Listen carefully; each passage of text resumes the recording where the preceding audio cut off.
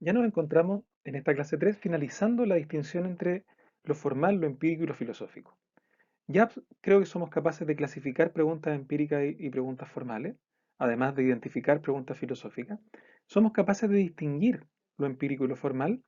Entonces, terminando esto, ya vamos a iniciar la lectura de un texto filosófico, en donde se va a abordar directamente ya una pregunta filosófica.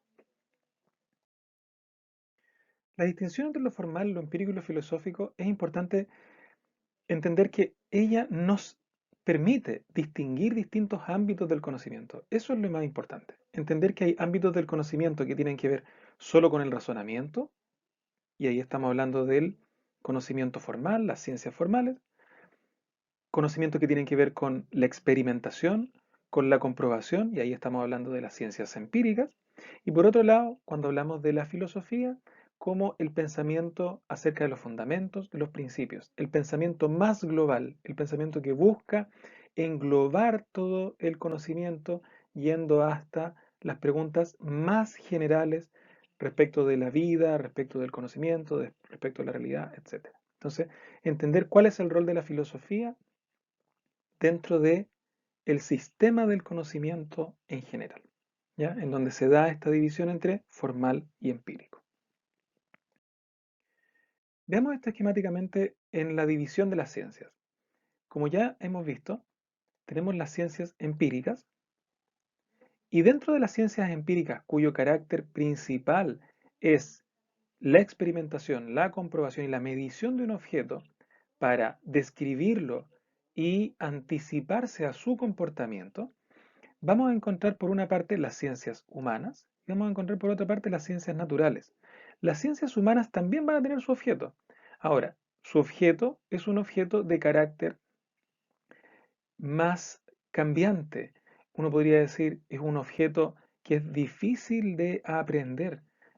Cuando hablamos de las sociedades o hablamos de las personas como objetos de conocimiento, claro, va a haber una posibilidad de medirlo, va a haber una capacidad de explicarlo, pero es un poquito más inestable que el objeto de las ciencias naturales, en donde el objeto es más manejable, podríamos decir.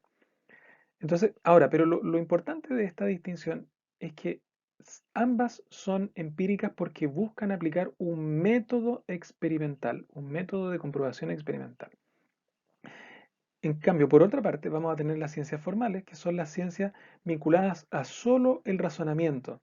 La matemática y la lógica son el pensamiento puro, sin comprobación, donde no se requiere experimentación para obtener conocimiento, para sacar conclusiones, para hacer inferencias, etc. Ahora, ¿cuál es el rol de la filosofía en todo eso? La filosofía es este pensamiento global, ¿no? Que va como por encima, digamos, de el trabajo que realizan las ciencias. Uno podría decir, las ciencias están buscando la verdad, las ciencias están buscando explicar la realidad, describir la realidad.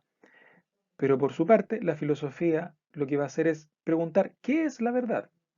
O sea, las ciencias buscan la verdad y la filosofía se va a preguntar, bueno, ¿qué es la verdad?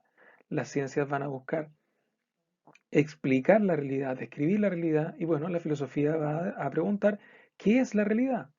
Las ciencias van a estar progresando, las ciencias van a estar avanzando. Ahora, la filosofía se va a preguntar por el sentido de ese avance, el sentido de ese progreso. Entonces, si ustedes se dan cuenta, los campos de la ciencia son bien acotados y el de la filosofía siempre va a ser el ámbito más general respecto del conocimiento. Ahora, esta distinción entre ciencias y filosofía como cosas distintas tiene un desarrollo histórico. Esto no siempre fue así, esta división no siempre fue así. Veamos esta frase de Manuel García Morente. Dice, la historia ha pulverizado el viejo sentido de la palabra filosofía. La historia ha eliminado del continente filosófico las ciencias particulares. Lo que ha quedado es la filosofía. O sea, como que quedó la filosofía sola y las ciencias particulares se independizaron. Lo que quiere decir García Morente con esta frase es que antes el conocimiento era unitario, no existía distinción. Filosofía era casi sinónimo de conocimiento. Por lo tanto, esta distinción entre empírico, formal y filosófico para distinguir distintos tipos de ciencia y distintas subdivisiones no fue algo que existió siempre, sino que es algo que se da con el pasar del tiempo, dice García Morente. Lo vamos a ver más en detalle esto. Lo importante es entender que esta división es muy de nuestra época o desde la modernidad en adelante, ¿ya? Porque si lo vemos desde el punto de vista antiguo, en la antigüedad de Grecia, el conocimiento era uno solo, ¿ya? Y se da esta división en el tiempo. Veamos cómo ocurre esto o en qué etapa ocurre. La filosofía, el desarrollo de la filosofía se va dando en este proceso de división del conocimiento. Entonces, lo que nosotros ya hemos trabajado es que la filosofía parte siendo amor a la sabiduría. La filosofía parte como una primera etapa siendo asombro, puro asombro, ¿no? Mirando las cosas que pasan, nos asombramos de lo que existe, ¿no? Una especie como de llamada, ¿no? Que el mundo nos pone enfrente y como que quedamos así un poco pasmados de qué es lo que es, ¿no? Entonces, simplemente primero el asombro. Esa sería la primera etapa. Una segunda etapa en donde se empieza a desarrollar el conocimiento y filosofía pasa a ser como sinónimo de conocimiento, ¿ya? Entonces, una primera etapa el asombro y luego la elaboración del conocimiento. Estas dos etapas nosotros las podemos detectar en donde el conocimiento todavía es unitario desde el siglo IV a.C., digamos que hasta la época medieval, vamos a decirlo así sistemáticamente. Pero hay una tercera etapa en donde empieza la división del conocimiento y la filosofía deja de ser filosofía como sinónimo de conocimiento unitario y empieza a ser filosofía algo más específico como un pensamiento global. Entonces, lo que tenemos aquí es que existía la filosofía y como que en este momento se empieza a dar esta división y empiezan a surgir las otras ciencias. Empieza a surgir la física, empieza a surgir la biología, la química, la matemática, los distintos tipos de ciencias y la filosofía empieza a quedar como con un terreno específico e independiente, como que la filosofía se quedara sola, sin estas ciencias que antes eran parte de ella. Entonces, lo que ocurre acá es que la filosofía va a quedar como un trabajo sobre objetos en general, objetos muy amplios, preguntas muy amplias, y las ciencias van a quedar como este conocimiento más específico, trabajando sobre objetos en particular, medibles, etc.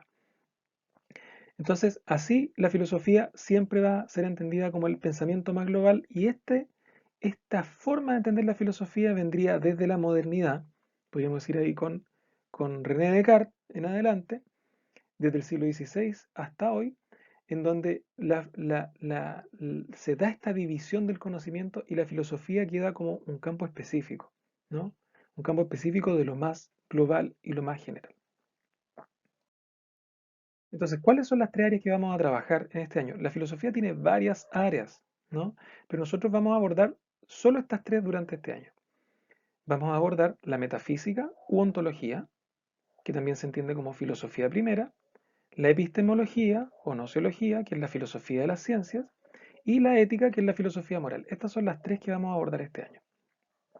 Ahora, rápidamente, la metafísica va a ser aquella ciencia encargada del estudio del ser en cuanto ser, ¿ya?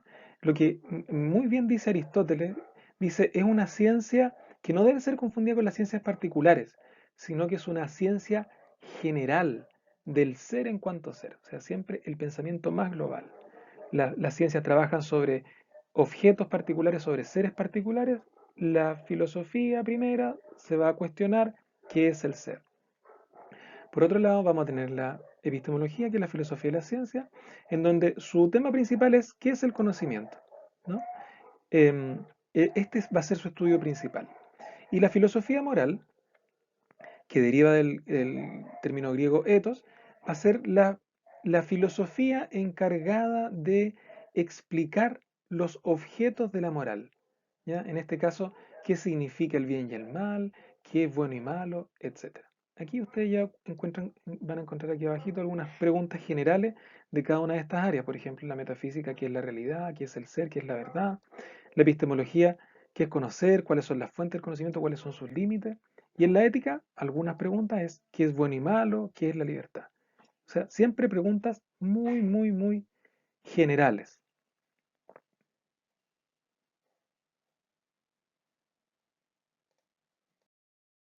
Entonces, vamos a iniciar la lectura de un texto filosófico, ya que tenemos clara la distinción, ¿no? La filosofía en un lugar, con sus áreas, y las ciencias por otro, las ciencias empíricas y formales por otro.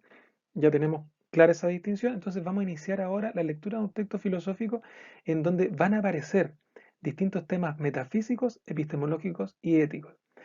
Este tema que vamos a revisar es la alegoría de la caverna de Platón, en donde se plantea una situación hipotética, en donde hay unas personas encerradas desde su nacimiento en una caverna, y lo único que ven en esa caverna son sombras. Ustedes van a tener la oportunidad de leer en detalle ese texto y vamos a ver, luego de la lectura que ustedes van a hacer, cómo van surgiendo estos distintos temas filosóficos, estas preguntas filosóficas en torno a estas tres áreas: metafísica, epistemológica y ética.